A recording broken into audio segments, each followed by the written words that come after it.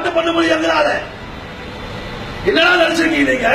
காலையில் வந்து பேசுறோம், ஆம்பூர் கலவரத்துக்கு நாங்க தான் காரணம். இங்க இருக்கிற டிஎஸ்பி அவன் வாயில எடுத்து வைக்கணுமா இல்லையா? அவன் சொல்லிட்டு போறான், ஆம்பூர் கலவரத்துக்கு நான் தான் காரணம். உட்கார விட்டுருவாங்க, அறுத்து இருந்து வச்சு போலீஸ் வேடிக்கை பார்க்குது. அவங்க பேசுறது ஏன் வேடிக்கை பார்க்குது? நாட்டில் ஓட்டு போய்க்கு அரசியல்வாதிகளையா உலகத்துக்கு ஒரு எடுத்துக்காட்டு பிரான்ஸ் ஒரு நாடு இருக்கு. அவன் தான் ஆம்பளை இன்னைக்கு பிரான்ஸ். என்ன தெரியுமா ஆச்சு? அந்த நாட்டில் வந்து துப்பாக்கி சூடு நடத்தி நிறைய பேரை சாகடிச்சான். அந்த நாட்டோட பிரதமர் முடிவு பண்ணாரு, எல்லா எதிர்கட்சிகளையும் கூப்பிட்டு பேசினாரு. தேசத்தில் அப்படி பிரச்சனை இருக்கு, என்ன பண்ணலாம், நீங்க என்ன பண்ணா செய்யலாம் சொல்லி அந்த பிரான்ஸ் அதிபருக்கு அதிகாரம் கொடுத்தான். அந்த பிரான்ஸ் அதிபர் என்ன பண்ணாரு? 150 மசூதியை மூடிட்டாரு. 60 மதகுருகளா வீட்டுக்கு அமைச்சார். போகிறார், நாட்டை விட்டு வெளியே போகிறார்.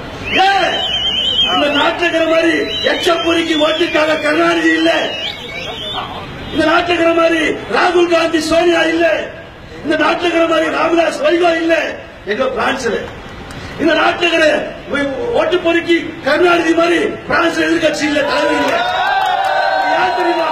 பிரான்ஸை பொறுத்த வரைக்கும் நாடு முக்கியம், நாட்டு மக்கள் முக்கியம். மொத்த அதிகாரமும் அந்த நாட்டு மக்களுக்கு கொடுத்தாங்க, அந்த பிரதமருக்கு கொடுத்தான். அந்த பிரதமர் இரவோடு இரவா போனான். எல்லா மசூதியும் அச்சு தூசு கலப்பி 150 மசூதியை மூடிட்டான்.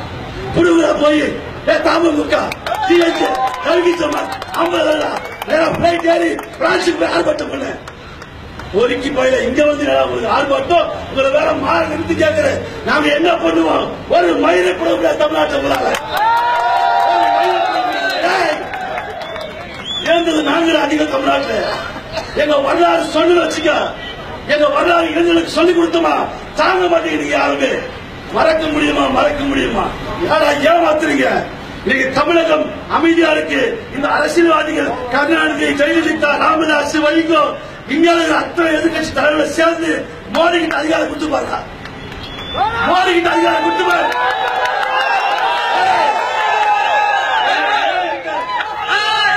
மோடி கிட்ட அதிகாரத்தை கொடுத்துப்பாரு. எதிர்கட்சி தலைவர்கள் சேர்ந்து பிரான்ஸ் இங்க ஒரு சின்ன சம்பவம் நடக்க தமிழ்நாட்டில் ஒருத்தர் ஒண்ணும் பண்ண முடியாது. தமிழ்நாட்டில் இங்க என்ன மோடி ஒரு அடி எடுத்து வச்சா ஐயோ காவி மயம், ஐயோ காவி மயம், எல்லா கத்துறான் பயம்.